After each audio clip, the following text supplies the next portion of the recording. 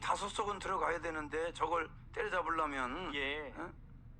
그런데 지금 한동훈이 어떻게 하고 있냐면 이 다음 기사 보겠습니다. 이 다음 기사예요. 목소리 부탁드리겠습니다. 한동훈 종북 현수막 걸지 마라. 철회 지시. 이 운동권 세력 타파하겠다라고 겉으로는 말을 했지만 실제 행동에서는 그렇지 않은 것 같습니다. 밑에 좀 내려보세요. 운동권이 종북 좌파입니다. 네, 요거 현수막. 더 이상 이 나라 범죄자들과 종북 세력 내주지 맙시다. 근데 이 종북 세력이라고 하는 문구가 들어간 현수막은 걸지 말아라. 이제 이렇게 이야기를 했다. 국민의힘에서 저거를 9m짜리 네. 폭이 9m, 가로가 9m, 세로 1m짜리 만들었다가 네. 저 밑에 종북 세력이라는 것 글자 들어갔다고 네. 더 이상 이 종북 세력 내주지 맙시다. 얼마나 좋습니까? 그런데 한동훈이가 저거 걸지 말라고 지시했다는 거죠. 그 목사님 이게 참 이해할 수 없는 게 그 다음 기사 한번 좀 보세요. 다음 기사. 예, 목사님 이것도 부탁드리겠습니다. 장해찬 도태우 떠난 지역구에 정연욱 김경욱을 공천했는데 이번에 지금 이 국민의힘이 15%가 많이는 10%, 15%, 적게는 10%가 지금 지지율이 떨어졌거든요. 예. 특히 저 장해찬 부산, 도태우는 대구 중에서도 아주 중심입니다. 맞습니다. 저기 대구 같은 경우는 15%가 빠졌다고 그래요. 지금 열받았죠 여기는요 지금. 예. 그러니까 절대 저렇게 스탠스를 한동훈이가 하면 안 되죠. 중도 세력, 중도는 절대로 이 우파를 지지하지 않습니다. 우파가 똘똘 뭉쳐야 되는데 그러니까 산토끼 잡으러 다니다가 집토끼들이 지금 열이 집토끼 받았어요. 다 놓친 거예요. 맞습니다. 그리고 장예찬 같은 경우에는 그래도 윤석열 대통령을 지키려고 싸우던 사람이었고 도태우 변호사님도 발언 내용을 보다 보면 이게 문제가 있네 없네 하다가 사과를 하고 넘어갔는데 그 이후에 광화문에 나와서 태극기 집회에서 문재인에 대한 비판을 했다고 해서 공천에서 탈락을 시켜버렸습니다. 그러니까 이게 저 종북 세력과 싸우면 공천 취소를 해버리니 자유우파 진영은 지금 갈 데가 없다니까요. 자유우파 진영. 문재인을 비판한 사람들을 반드시 다 추천해서 공천을 줬어야 옳지요. 그래야 자유우파가 이번에 승리하는 거였었어요. 맞습니다. 어떻게 며칠 만에 지금 2주 만에 10%가 빠집니까? 10%면요 당락이 결정된 거예요 이미. 맞습니다. 예. 지금 분위기가 굉장히 안 좋아졌거든요. 굉장히 사실. 근데 그 이유를 저 한동훈이가 좀 알아야 되는데 자기 식구를 감싸야지. 산토끼는 못 잡아요. 원래 이 중도 세력이라는 사람들이 우파를 지지하지 않습니다. 맞습니다. 그리고 한동훈이 분명히 말하기를 이종섭 사태 이런 문제 해결하면 된다라고 이야기했지만 장예찬, 도태우, 이종섭 요거 지나가면서 15 확 빠져버렸잖아요. 연결이 된 거예요. 예. 예. 이게 올라가는 게 아니라 빠져버렸어요. 두 가지 이유입니다. 자유우파에서 싸울 수 있는 투사들을 내팽겨친 거. 두 번째, 윤석열 대통령과 대립각을 자꾸 세우면서 자신의 세력처럼 만들어가고 있는 것. 이 문제가 자유우파 진영에서 볼 때는 받아들일 수가 없는 거예요. 한동훈을. 이재명하고 다를 바가 없죠. 이재명이 공천하는 방법이 전부 다 자기를 민주당을 지키기 위한 게 아니라 자기를 지키기 위한 공천을 했거든요. 맞습니다. 한동훈은 나라를 지키고 무엇보다도 우리 집권자인 대통령을 지켜야 됩니다. 그런 공천을 해야 되고 그런 방향으로 가야 돼요. 대통령을 지켜서 대통령이 튼튼하게 되고 나서 자기가 뭘 하든지 해야지. 맞습니다. 참 그래서 오늘 고성국 박사님이 국민의힘의 지역구 후보들을 1박 2일 동안 돌면서 어떻게든 도와주고 또 도와주려고 현장을 찾아가 보셨대요.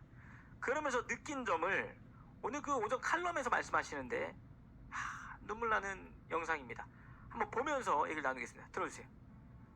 시작도 윤석열이요, 끝도 윤석열입니다. 이 총선거의 한가운데에 윤석열이 서 있어요. 생각해 보십시오. 그럴 리는 없지만 만에 하나 우리가 이 총선에서 진다고 칩시다. 그 다음날 한동훈은 어디론가 사라지고 없을 거예요. 마치 4년 전에 황교안이가 사라졌듯이.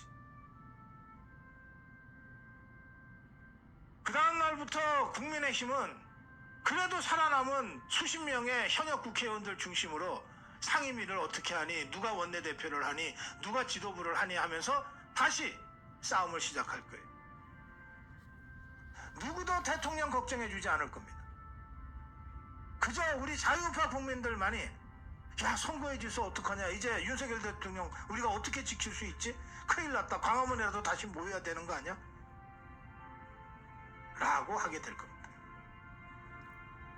저는 이번 총선은 겉으로는 국민의힘이 나서는 선거고, 겉으로는 한동훈이, 인유한이 나서는 선거지만, 그러나 본질적으로는 윤석열을 죽이려는 좌파들의 공격에 맞서 윤석열을 사수하고 옹이하는 우리 자유파 간의 전면적인 이념전쟁일 수밖에 없다 라고 그 성격을 규정합니다.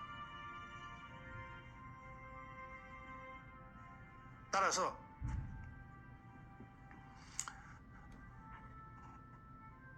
한동훈에 대한 지지냐 반대냐는 것은 이번 선거에 아무런 의미를 갖지 못합니다. 전략적으로.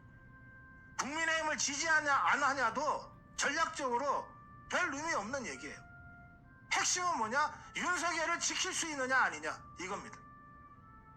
대한민국을 지킬 수 있느냐 아니냐 이겁니다.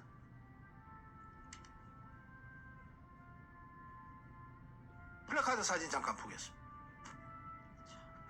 제가 1박 2일 내내 다녔어요. 지금 서울에도 여러분들이 나가시면 대부분 저 플래카드 보실 수 있어요. 종북 주사파들은 어디 가서나 어디에서나 윤석열 끌어내리겠다고 플래카드를 걸고 있습니다. 여기에 대해서 윤석열 대통령을 지키겠다고 하는 슬로건, 이 플래카드가 국민의힘이 아니라 자유통일당이 써놓고 있어요. 국민의힘은 도대체 뭐 하는 겁니까?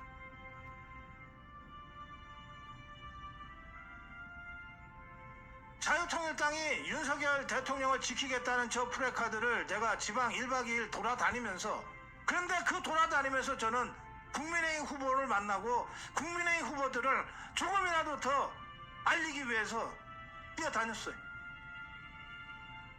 찾아봤습니다.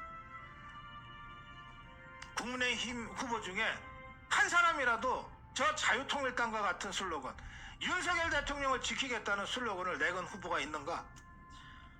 못 찾았어요.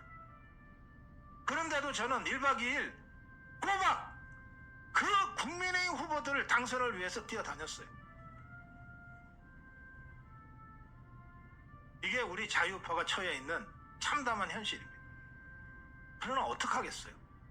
여기까지 와서 이제 보름밖에 안 남았는데 여기서 우리가 뭘 어떻게 할 수 있겠어요? 일단은 못나고 국민의힘을 찍어야 돼요. 저들이 배치한 다음에 윤석열 대통령을 먼저 앞장서서 등에 칼질을 찍은 몰라도 그래도 일단은 국민의힘을 일당으로 만들어 놔야 돼요.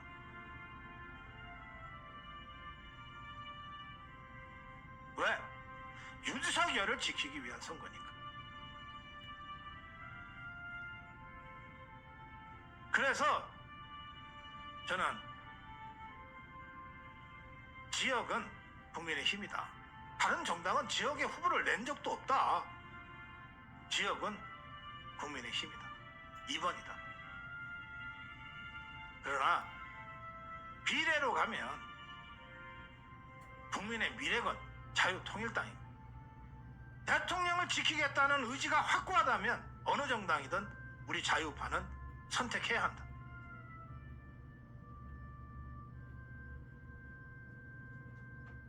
이재명이 싫어서 투표장 안 가겠다는 좌파 유권자들을 조혁이라는 당이, 조혁당이, 조국이가 나타나서 그래, 조국이 찍기 위해서 가는 김에 꼴보기 싫지만 이재명 당도 지역은 찍어주자 라고 지금 반전을 시켜놨어요.